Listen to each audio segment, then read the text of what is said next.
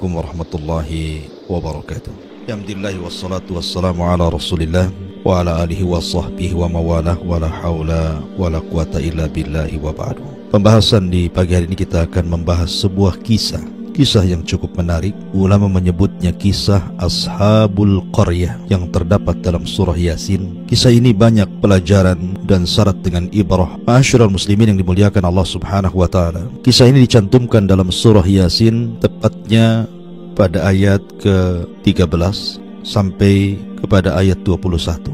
Baik, kita akan mulai kisah ini. Berawal dari Nabi SAW diperintahkan Allah Subhanahu wa taala dalam surah Yasin, wadrib lahum mathalan ashabal qaryati id ja'ahal mursalun, dan buatlah sesuatu perumpamaan bagi mereka.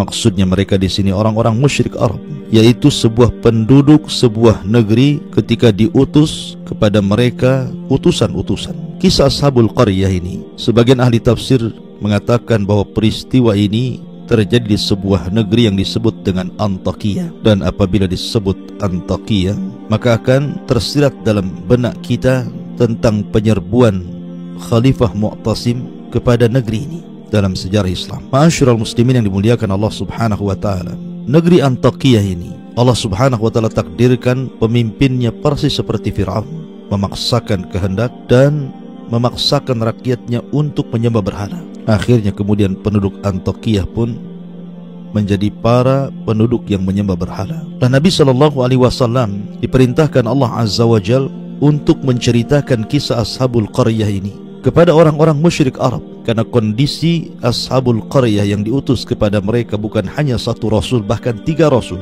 dalam satu daerah, kemudian mengalami penolakan dari Ashabul Qaryah ini.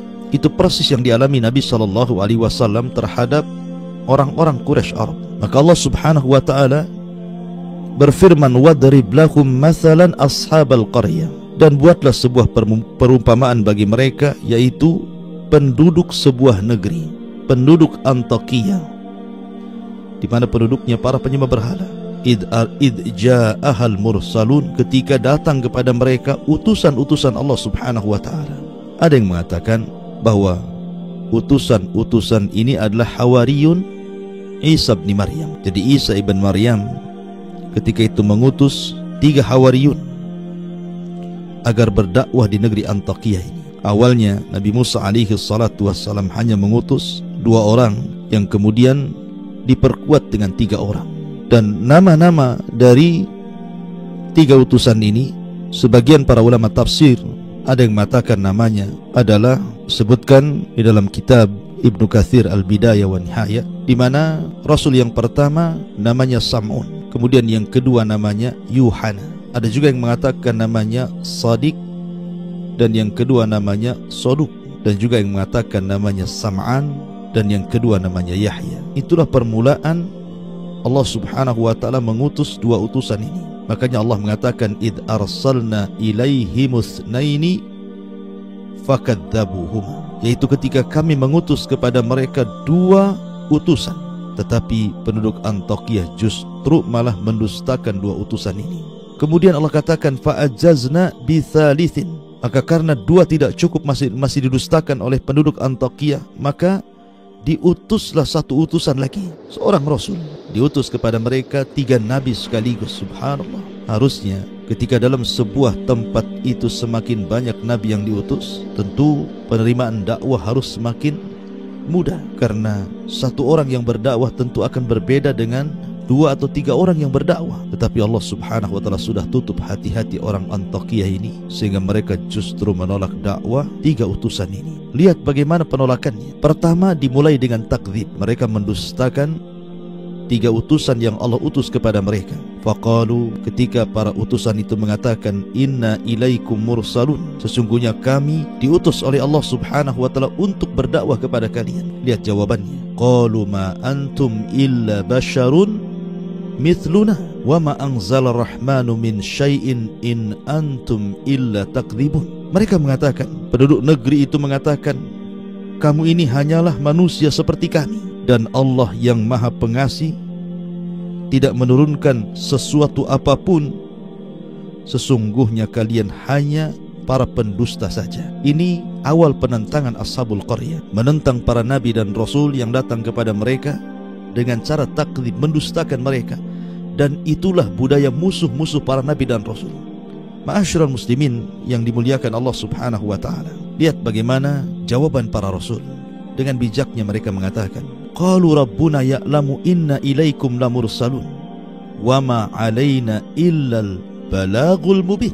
Maka para rasul itu menjawab, Tuhan kami mengetahui sesungguhnya kami adalah utusan-utusan Allah kepada kalian, dan kewajiban kami hanyalah menyampaikan perintah Allah dengan jelas. Seolah-olah para rasul mengatakan, kalian mau beriman atau tidak dengan kami, itu urusan kalian. Tetapi kami datang diutus oleh Allah Subhanahu wa ta'ala untuk mendakwahkan kalian.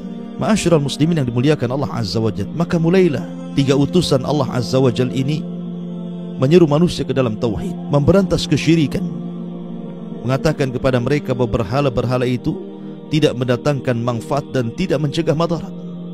Kembali kepada tauhid. Tapi mereka malah mengatakan, kalian ini hanya manusia sama seperti kami. Seolah-olah mereka mengatakan, kalau memang Allah Subhanahu wa ta'ala mau, kenapa Allah tidak mengutus malaikat kepada kami? Kenapa mesti kalian yang diutus? Subhanallah. Ini penolakan pertama. Penolakan yang kedua, istihza. Mulai mereka kemudian istihza, mengolok-olok 3 utusan ini. Lihat bagaimana Allah menggambarkan mereka memperolok nabi-nabi yang diutus kepada mereka. Qalu inna tatayyarna bikum la illam tantahu lanarjumannakum wa la yamassannakum minna adzabun alim. Qalu inna tatayyarna bikum. Allah Subhanahu wa ta'ala berfirman, sesungguhnya kami bernasib sial karena kalian. Mulai mengejek. Dulu sebelum datang kalian, kami tenang-tenang saja, kami baik-baik saja.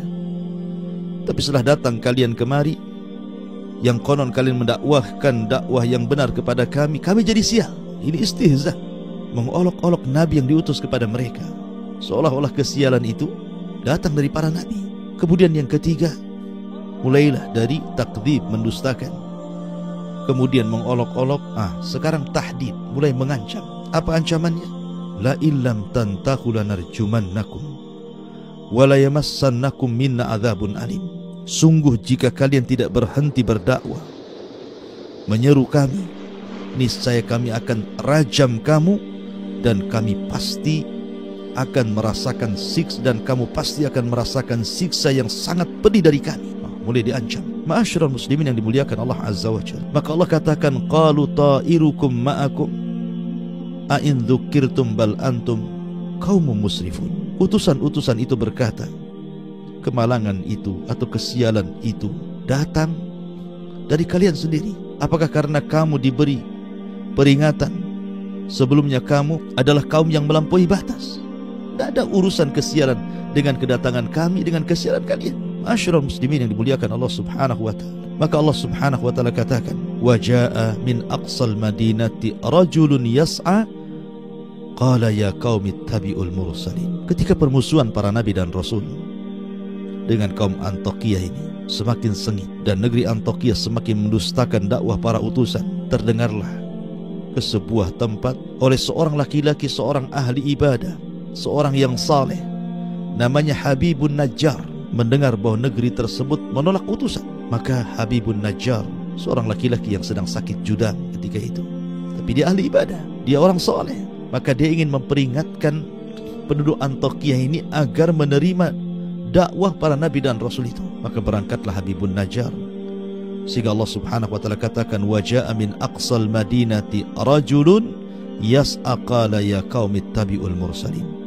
Dan datanglah dari ujung kota seorang laki-laki yang bernama Habibun Najjar, dengan bergegas dia pun berkata kepada penduduk Antiokhia, wahai kaumku, ikutilah utusan-utusan itu, ikutilah utusan-utusan itu. Ittabi'u ma la yas'alukum ajra wa hum muhtadun. Ikutilah orang-orang yang tidak meminta imbalan kepadamu, dan mereka adalah orang-orang yang mendapatkan petunjuk. Wa ma liya la a'budul ladzi fatarani wa ilaihi turja'un. A'attakidu min dunihi alihatan iyuridni rahmanu bidurrin la tughni anni syafa'atuhum syai'a wa la yunkidhun. Inni idzan la fi dhalalim mubin. Inni amantu bi rabbikum fasma'un. Maka mulailah Habibun Najjar memberikan nasihat kepada penduduk Antiokhia yang menolak dakwah 3 utusan itu. Dan dia mengatakan, ikutilah orang yang tidak meminta imbalan kepadamu, dan mereka adalah orang-orang yang mendapatkan petunjuk, dan tidaklah ada alasan bagiku untuk tidak menyembah Allah yang telah menciptakanku, dan hanya kepadanya lah kamu akan dikembalikan. Mengapa aku akan menyembah Tuhan-Tuhan selainnya? Jika Allah yang Maha Pengasih menghendaki bencana terhadapku, pasti pertolongan mereka tidak berguna sama sekali bagi diriku, dan mereka juga tidak dapat menyelamatkanku. Sesungguhnya jika aku berbuat begitu, pasti aku akan berada dalam kesesatan yang nyata. Sungguh aku beriman kepada Tuhanmu, maka dengarkanlah pengakuan keimananku. Lihat bagaimana Habibun Najjar terus menasihati, memberikan permisalan terhadap dirinya yang beriman kepada para utusan itu. Akan tetapi apa yang terjadi ketika Habibun Najjar ini berusaha mengingatkan jangan tolak ajaran 3 utusan itu, justru akhirnya kemudian dia pun ditangkap. Ada yang mengatakan digalikan lubang, dimasukkan ke dalam lubang, kemudian dirajam sampai mati. La haula wala quwata illa billah. Akhirnya orang saleh ini pun meninggal dunia, dan dia hanya mengingatkan kaum Antiokhia untuk menerima dakwah 3 utusan itu. Tapi apa yang terjadi? Justru penduduk Antiokhia malah membunuhnya. Dan ini awal daripada bencana, membunuh orang saleh, membunuh ahli ibadah. Ketika Habibun Najjar ini kemudian dipukuli, dilempar dengan batu, dirajam, kemudian dikubur separuh badannya dan dilempari dengan batu, sampai akhirnya Allah takdirkan dia pun meninggal. Ruhnya Allah masukkan ke dalam sorga. Ruh Habibun Najjar ini sempat Allah masukkan ke dalam sorga, kemudian melihat-lihat keindahan sorga, melihat-lihat pohon-pohon sorga, istana-istana sorga, taman-taman sorga, dan semua nikmat yang ada di sorga. Maka Allah mengatakan dalam Al-Quranul Karim, qila dkhulil jannah qala ya laita qaumi ya'lamun bima ghafarari rabbi wa ja'alani minal mukramin. Maka ketika dikatakan kepada Habibun Najjar, masuklah kau ke sorga, maka dia pun ke sorga. Ketika itu dia berkata, alangkah baiknya seandainya kaumku mengetahuinya. Aku sudah di sorga sekarang. Coba kalau seandainya kaumku tahu bahwa ketika aku mati dan Allah masukkan aku ke sorga, tentu mereka tidak akan menolak utusan-utusan itu. Tapi mereka justru menentang nabi-nabinya. Maka Habibun Najjar kemudian mengatakan, alangkah baiknya sekiranya kaumku mengetahuinya apa yang menyebabkan Tuhanku memberikan ampunan kepadaku dan menjadikan aku termasuk orang-orang yang telah dimuliakan. Subhanallah. Ketika penentangan kaum Antiokhia kepada 3 utusan ini semakin menguat, terlebih ketika kemudian mereka sudah membunuh orang saleh yang mengingatkan mereka agar jangan menolak 3 utusan itu, dan itu awal bencana bagi mereka, maka Allah subhanahu wa ta'ala murka kepada mereka. Allah katakan, wa ma anzalna ala qaumihi min ba'dihi min jundim minas sama wa ma kunna munzalin. Dan setelah dia meninggal, maksudnya Habibun Najjar meninggal, kami tidak menurunkan satu pasukan pun dari langit kepada kaumnya, dan kami tidak perlu menurunkannya. Biasanya Allah subhanahu wa ta'ala kalau mengadab terkadang menurunkan, nampak adabnya seperti Ashabul Fil, diadab oleh Allah subhanahu wa ta'ala dengan rombongan ababil, dan begitu seterusnya. Tapi Allah subhanahu wa ta'ala tidak menurunkan tentara-tentaranya, cukup 1 malaikat saja Allah turunkan kepada mereka, Jibril alaihi salatu wassalam. Tiba-tiba Jibril ini berteriak satu teriakan, in kanat illa sayhatan wahidatan fa idahum khamidun. Tidaklah Jibril itu kecuali hanya teriak 1 teriakan saja, 1 teriakan saja, tidak lebih. Tapi apa yang terjadi? Yang terjadi, Allah mengatakan fa idahum khamidun. Tiba-tiba mereka semua berkelimpangan mati, tidak bernyawa. Tidak ada satupun yang selamat dari negeri Antiokhia itu. Lihat bagaimana akhir daripada para penentang para nabi dan rasul. Allah adab mereka. Ma'asyiral muslimin yang dimuliakan Allah subhanahu wa ta'ala. Maka dari sini hendaklah dijadikan pelajaran bagi kita untuk tidak menentang ajaran nabi-nabi kita, untuk tidak menolak ajaran nabi kita Muhammad sallallahu alaihi wasallam. Karena Allah subhanahu wa ta'ala berfirman, falyahdharil ladzina yukhalifuna an amrih an tusibahum fitnah wa yusibahum adzabun alim. hendaklah takut orang-orang yang menyelisih perintah Rasulnya akan ditimpakan kepada mereka fitnah, atau boleh jadi akan ditimpakan kepada mereka adab yang sangat pedih. Begitulah nasib ashabul qaryah yang menolak 3 utusan, yang harusnya dengan banyaknya utusan mereka dimudahkan untuk menerima dakwah, tapi justru sebaliknya mereka malah menentang, menolak, sehingga Allah Subhanahu wa taala turunkan adab kepada mereka. Wallahu a'lam.